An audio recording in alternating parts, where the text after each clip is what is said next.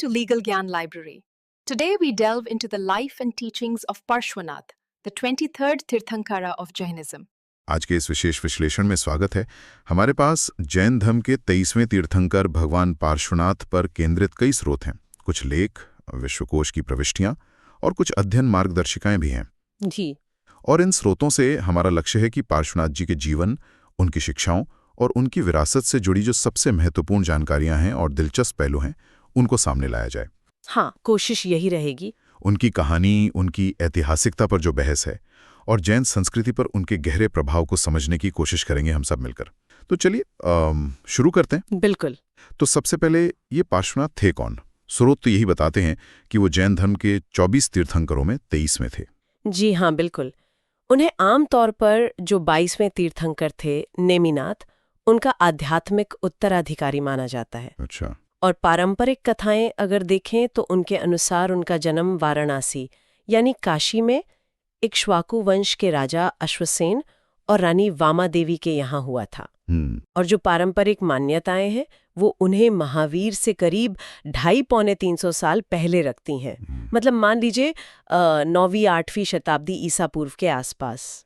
और एक बात और, उनके नाम पार्श्व का संबंध भी तो उनकी मां के गर्भकाल में देखे गए एक सर्प से जोड़ा जाता है, जो बाद में उनका प्रतीक भी बना।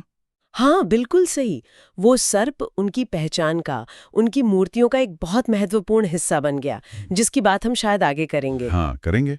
लेकिन यहीं पर एक बड़ा सवाल उठता है, क्या पार्श्वनाथ सच में एक ऐतिहासिक व्यक्ति थे? क्योंकि स्रोतों में इस पर मतलब अलग अलग विचार दिखते हैं। हाँ, ये एक बहुत महत्वपूर्ण बहस है।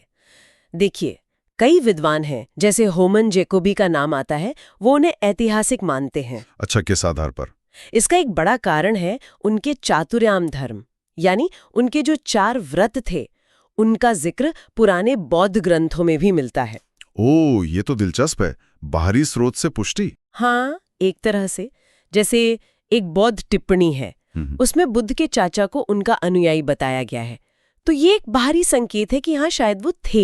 और जैन परंपरा के अंदर भी तो कुछ प्रमाण होंगे, जैसे मैंने सुना है कि महावीर के माता पिता भी पार्श्वनाथ के अनुयायी थे। हाँ, बिल्कुल। जैन ग्रंथ हैं जैसे आचारांग सूत्र, उसमें इस तरह के संकेत मिलते हैं। इससे ऐसा लगता है कि महावीर किसी पहले से चली आ रही परंपरा में मतलब सुधार कर रहे थे, ऐसा नहीं कि बिल्कुल नई शुरुआत की उन्होंने। लेकिन दूसरी तरफ कुछ विद्वान हैं जो उनकी ऐतिहासिकता पर सवाल भी उठाते हैं। क्यों? उनका तर्क ये है कि उनके जीवन की जो विस्तृत वर्णन मिलते हैं, खास तौर पर जिनमें चमत्कार वगैरह हैं, वो काफी बाद के हैं और वो पौराणिक ज्यादा लगते हैं। अच्छा। और ये भी कि जो सबसे पुराने जैन ग्रंथ हैं, उनमें महावीर पर ज्यादा जोर दिया गया है, पार्श्वनाथ पर उतना दे। और समय को लेकर भी कुछ अनिश्चितता है ना? पारंपरिक तौर पर तो 273 साल का अंतर बताया जाता है महावीर से, पर कुछ विद्वान कहते हैं कि पुरातात्विक साक्ष्यों के आधार पर वो शायद महावीर के ज्यादा करीब थे, जैसे 8वीं से 6ठी शताब्दी ईसा पूर्व। हाँ, सही कहा। ये तारीखों का मतभेद भी है। मथुरा जैसी जगहों से जो पहली सदी ईसा पूर्व की मूर्तियां मिली हैं, या आयगढ़े पट्ट जो होते हैं, पूजा की पट्टिकाएं, हाँ।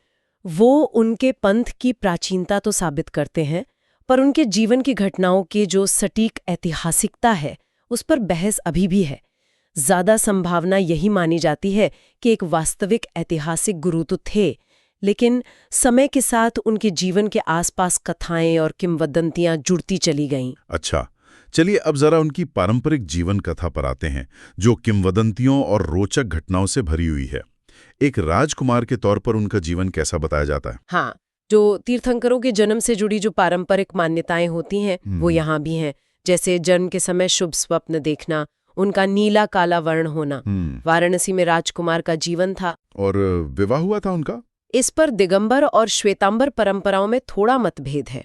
दिगंबर मानते हैं कि वो अविवाहित थे, बाल ब्रह्मचारी, जबकि श्वेतांबर ग्रंथों में प्रभावती नाम की एक राजकुमारी से उनके विवाह का उल्लेख मिलता है। अच्छा। और फिर 30 साल की उम्र में उन्होंने सब कुछ त्याग दिया। कोई खास वजह? हाँ, कहा जाता है कि नेमिनाथ की एक प्रतिमा देखकर उन्हें वैराग्य हुआ और उन्होंने वाराणसी में ही दीक्षा ली और फिर लगभग 83-84 दिनों की बहुत कठोर तपस्या की। और यहीं पर वो कहानी आती है ना, कामत वाली, उनके पूर्व जन्म का भाई जो उनके ध्यान में विघ्न डालता है। हाँ, ये बहुत ही प्रसिद्ध प्रसंग है।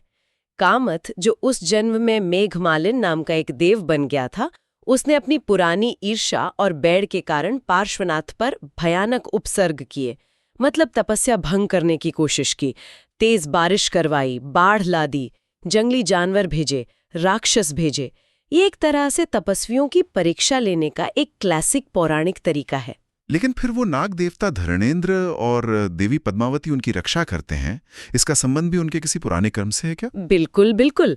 कहानी ये है कि पार्श्वनाथ ने अपने राजकुमार जीवन में एक बार एक जलती हुई लकड़ी से एक नाग नागिन के जोड़े को बचाया था। उस लकड़ी को कामथ ने ही, जो उस समय एक तपस्वी था, अनजाने में आग में डाल दिया था। तो वही नाग नागिन अगले जन्म में धरणेंद्र और पद्मावती बने, और जब मेघमालिन ने पार्श्वनाथ पर बारिश का कहर ढाया तो धरणेंद्र नाग ने अपने 7 फनों का छत्र बनाकर उनकी रक्षा की और पद्मावती ने भी उनकी सहायता की। यही वजह है कि उनकी मूर्तियों में वो सर्प छत्र जरूर होता है। अरे वाह! तो ये सिर्फ एक प्रतीक नहीं है, ये उनकी कहानी का एक बहुत महत्वपूर्ण हिस्सा है। अच्छा, इस कठिन परीक्षा के बाद फिर उन्हें ज्ञान प्राप्त हुआ। हाँ, चैत्र महीने की कृष्ण चतुर्थी को वाराणसी के पास ही, कुछ स्रोत अहिच्छत्र भी कहते हैं, एक धाद की वृक्ष के नीचे उन्हें केवल ज्ञान यानी कि संपूर्ण और अनंत ज्ञान प्राप्त हुआ। और फिर इसके बाद उन्होंने लगभग 70 वर्षों तक घूम घूम कर उपदेश दिया। और उन्होंने ही चतुर्वेद संघ की स्थापना की थी, यानी मुनि, आर्यका, श्रावक, श्राविका। जी हाँ, मुनि यानी भिक्षु, आर्यका यानी भिक्षुनी, श्रावक यानी गृहस्थ पुरुष अनुयायी और श्राविका यानी गृहस्थ महिला अनुयायी। ये जो 4 स्तंभों वाला ढांचा है, ये आज भी जैन समाज में वैसा ही मौजूद है। ये उनके संगठन कौशल को भी दिखाता है। बिल्कुल। और अंत में मोक्ष। हाँ, अंततः 100 वर्ष की आयु में श्रावण महीने की शुक्ल सप्तमी को सम्मेद शिखर पर्वत पर उन्हें मोक्ष प्राप्त किया, और इसी वजह से इस पर्वत को आज पारसनाथ पहाड़ी कहा जाता है। ये जैनियों के लिए सबसे पवित्र तीर्थ स्थलों में से एक है। उन्हें पुरिसा दाणिये भी कहा गया है। हाँ, पुरिसा दाणिये यानी लोगों का प्रिय। अच्छा, ये जो पूर्व जन्मों की कहानियां हैं, मरुभूति और कामत का बैर, ये कई जन्मों तक चला। ये सिर्फ कहानियां ही हैं या इनका कोई गहरा मतलब भी है? नहीं, इनका बहुत गहरा दार्शनिक महत्व है। ये कहानियां दरअसल जैन कर्म सिद्धांत और पुनर्जन्म की जो अवधारणा है, उसे बहुत अच्छे से स्पष्ट करती हैं। कैसे? देखिए, मरुभूति, जो बाद में पार्श्वनाथ बने, और कामत के बीच का जो संघर्ष है, वो दिखाता है कि कैसे क्रोध, ईर्ष्या, द्वेष जैसे भाव जन्मों तक पीछा करते हैं। मरुभूति का हाथी बनना, फिर देवता बनना, फिर राजकुमार बनना, और हर बार कामत द्वारा किसी न किसी रूप में कष्ट पहुंचाया जाना, ये कर्मों के फल का एक तरह से चित्रण है। और दूसरी तरफ वो सर्पों को बचाने वाला अच्छा कर्म था, जिसका फल धरणेंद्र और पद्मावती की सुरक्षा के रूप में मिला। हाँ, बिल्कुल सही। तो ये कथाएं यही सिखाती हैं कि कर्म कैसे फल देते हैं। बुरे कर्म दुखलाते हैं, जबकि अहिंसा और दया जैसे अच्छे कर्म आखिर में सहायक सिद्ध होते हैं। यही इन कथाओं का नैतिक सार है। मतलब समझ गया। अब आते हैं उनकी मुख्य शिक्षाओं पर। वो चातुर्याम धर्म यानी 4 व्रत, ये क्या थे? हाँ, पार्श्वनाथ ने मुख्य रूप से 4 व्रतों पर जोर दिया। किसी भी जीव को मन, वचन या कर्म से चोट न पहुंचाना, ये तो जैन धर्म का आधार ही है। हाँ, ये तो सर्वोपरि है। यानी झूठ न बोलना। तीसरा, अस्तेय, चोरी न करना, मतलब जो चीज दी न गई हो उसे ना लेना। और चौथा, अपरिग्रह, यानी संपत्ति या सांसारिक वस्तुओं का संग्रह न करना और उनसे अनासक्ति रखना, लगाव न रखना। ठीक है। उनका जो मूल दर्शन था वो ये था कि हर आत्मा में अनंत ज्ञान और सुख है, लेकिन वो कर्मों की परतों से ढका हुआ है। भेद ज्ञान यानी आत्मा और शरीर जो दुख का कारण है, के अंतर को समझना और इन व्रतों का पालन करके कर्मों को नष्ट किया जा सकता है, और यही मुक्ति का मार्ग है। ये शिक्षाएं सुनने में तो सरल लगती हैं, पर पालन करना शायद बहुत मुश्किल है। हाँ, बिल्कुल।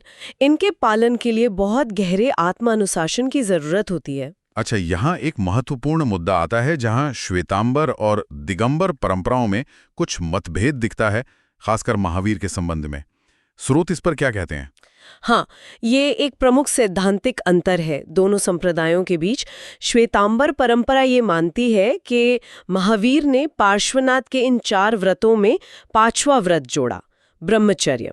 ब्रह्मचर्य यानी पवित्रता या अमैथुन। हाँ, उनका तर्क ये है कि पार्श्वनाथ के समय में ब्रह्मचर्य को अपरिग्रह व्रत में ही शामिल समझा जाता था, लेकिन समय के साथ शायद समाज में कुछ शिथिलता आई होगी, तो महावीर ने इसे अलग से स्पष्ट रूप से कहने की जरूरत महसूस की। और वस्त्रों को लेके भी तो कोई मतभेद है ना? हाँ, वो भी है।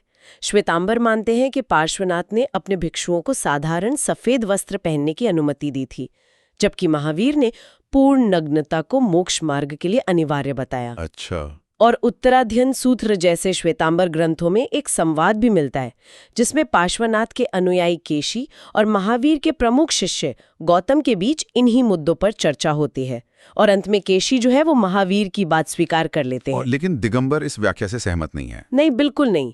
दिगंबर मानते हैं कि पार्श्वनाथ और महावीर की शिक्षाओं में कोई मौलिक अंतर था ही नहीं। वे चातुर्याम को सिर्फ 4 व्रत नहीं मानते, बल्कि 4 प्रकार की रोग के रूप में उसकी व्याख्या करते हैं। अच्छा। उनका मानना है कि ब्रह्मचर्य हमेशा से अपरिग्रह का ही एक अभिन्न अंग था, और वस्त्रों का त्याग यानी नग्नता वो भी हमेशा से ही जैन मुनियों के लिए आवश्यक थी, उसमें कोई बदलाव नहीं हुआ। तो ये एक बड़ा अंतर है। हाँ, और दिलचस्प बात यह है कि दोनों ही संप्रदाय अपने अपने सिद्धांतों को सही साबित करने के लिए उन्हें पार्श्वनाथ तक ले जाते हैं, जिससे उनकी प्राचीनता सिद्ध हो सके। समझ गया। चलिए अब उनकी प्रतिमाओं की पहचान यानी आइकोनोग्राफी पर बात करते हैं। पार्श्वनाथ की मूर्तियों को कैसे पहचाना जा सकता है? क्या खास होता है उनमें? हाँ, ये बहुत रोचक है।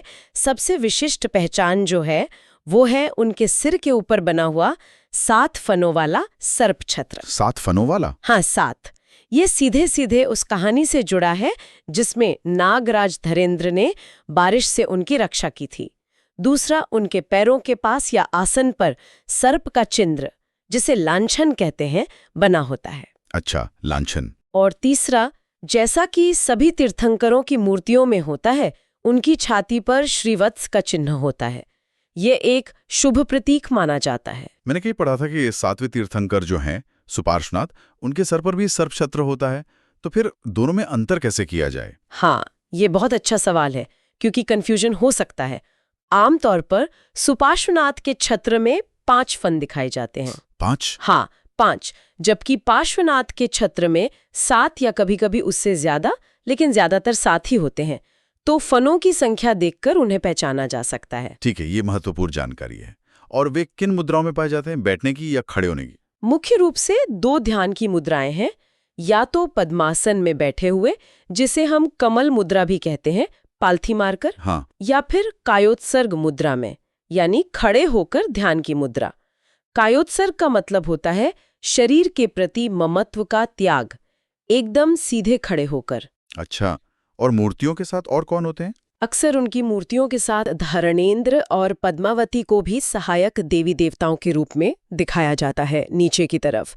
कभी कभी यक्ष भी होते हैं। ये मूर्तियां मिलती कहाँ हैं? क्या ये सिर्फ बड़े मंदिरों में ही होती हैं? नहीं, ये बहुत व्यापक रूप से मिलती हैं। मंदिरों में तो मुख्य प्रतिमा होती ही है, घरों में पूजा के लिए छोटी कांसे की प्रतिमाएं होती हैं, फिर पुरानी चित्रित पांडुलिपियां हैं जैसे कल्पसूत्र, उनमें उनके चित्र मिलते हैं। अच्छा। दीवारों पर बने भित्ति चित्रों में कर्नाटक साइड में वीर पत्थरों, हीरो स्टोन्स पर भी अंकन मिला है। मथुरा से मिली वो प्राचीन आयकपट वोटिव टैबलेट्स हैं, और पंचतीर्थी प्रतिमाएं होती हैं जिनमें 5 तीर्थंकर एक साथ होते हैं। उनमें अक्सर पार्श्वनाथ केंद्र में होते हैं। गुप्तकाल का क्या होम स्तंभ लेख का भी जिक्र था? हाँ, वो भी महत्वपूर्ण है, लगभग 460 ईस्वी का। उसमें भी उनका प्राचीन अंकन मिलता है।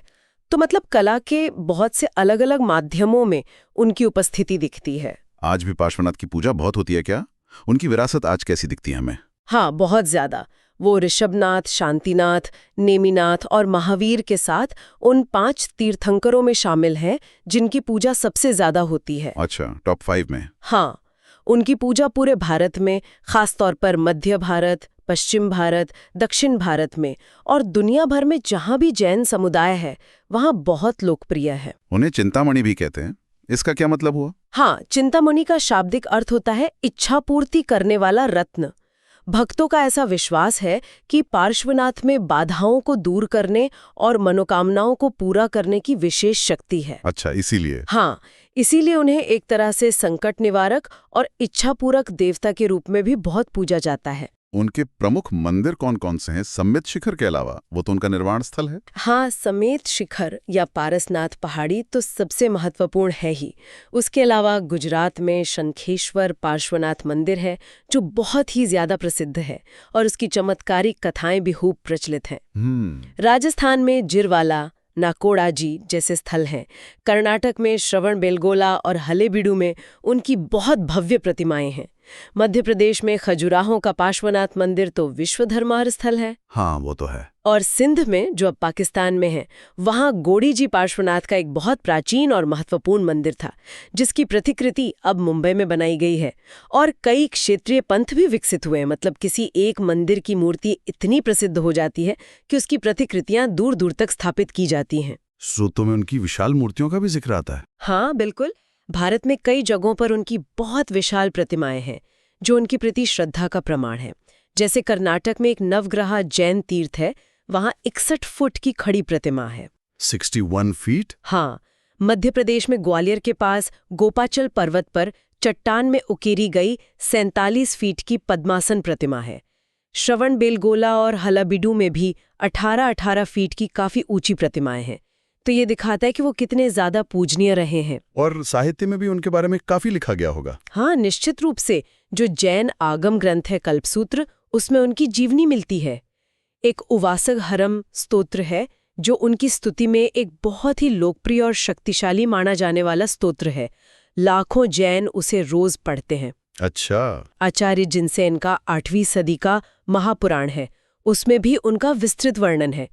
फिर मध्यकाल में तो पषणाह, चरयू जैसी कई क्षेत्रीय भाषाओं में उनकी जीवनियां लिखी गईं। अरे एक और दिलचस्प बात बताऊं, सिख धर्म के जो 10वें गुरु थे, गुरु गोबिंद सिंह जी, उन्होंने भी दसम ग्रंथ के एक भाग परानाथ अवतार में उनकी जीवनी लिखी है। अरे ये तो वाकई रोचक है। मतलब जैन परंपरा के बाहर भी उनका सम्मान था। हाँ, ये यही दिखाता है। स्रोतों में उनके एक मठवासी वंश उपकेश गज और एक भक्त राजा करकंडू का भी जिक्र है।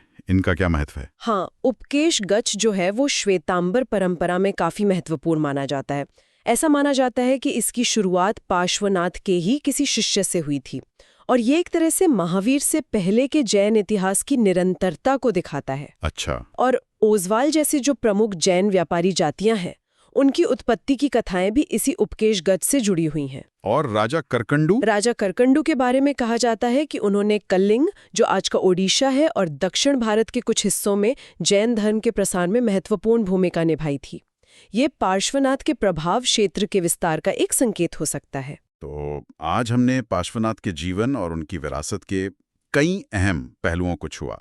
एक ऐसे व्यक्तित्व जिनकी जड़ें शायद इतिहास में हैं, पर जिनकी कहानी पूरी तरह से किंवदंतियों और आस्था से सराबोर है। हाँ। उनके वो 4 सरल दिखने वाले पर गहरे अर्थों वाले व्रत, उनकी वो अनोखी सर्प छत्र वाली पहचान और जैन धर्म पर उनका जो स्थायी प्रभाव है। हाँ, हमने देखा कि कैसे उनकी ऐतिहासिकता पर विद्वानों में बहस चलती रहती है, कैसे उनकी शिक्षाओं की व्याख्या पर दिगंबर और श्वेतांबर परंपराओं में थोड़े अलग न्यूआंस्ड मतभेद हैं, और कैसे वो आज भी करोड़ों लोगों के लिए आस्था और प्रेरणा के इतने बड़े स्रोत हैं।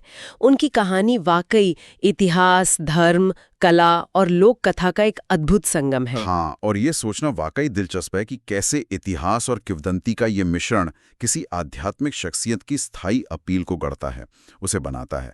पार्श्वनाथ की कहानी हमें दिखाती है कि आस्था, कला और इतिहास कैसे मिलकर एक बहुत जटिल और जीवंत तस्वीर बनाते हैं। बिल्कुल। और शायद यहाँ एक सोचने वाली बात ये भी हो सकती है कि पार्श्वनाथ जैसे व्यक्तित्वों की कहानियों का जो ये लगातार विकास होता रहता है, उनकी अलग अलग व्याख्याएं सामने आती रहती हैं, ये हमें खुद धर्म के विकास के बारे में, अनुयायियों की बदलती हुई ज़रूरतों के बारे में और समय के साथ बदलते सामाजिक सांस्कृतिक माहौल के बारे में क्या सिखाती हैं।